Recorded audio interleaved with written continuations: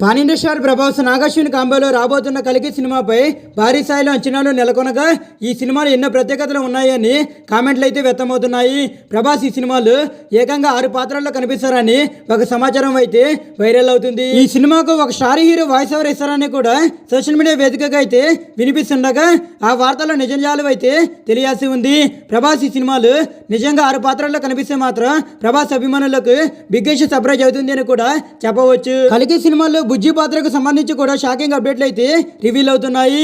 ఈ కారు బరువు మొత్తం కలిపి ఏకంగా 6 టన్నులు అని వినిపిస్తుంది.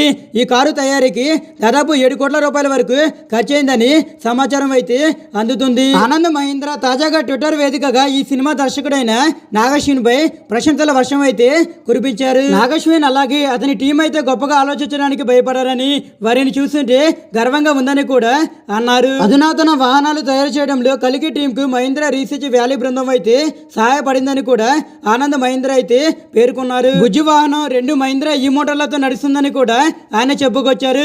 కలికి సినిమా కోసం కొత్త టెక్నాలజీని కూడా వినియోగించారని అర్థమవుతుంది. కమల్ హాసన్, అమితాబ్ బచ్చన్, దిశా పటాని, దీపికా పదుకొని ఈ సినిమాలో అయితే కీలక పాత్రలో అయితే నటిస్తున్నారు.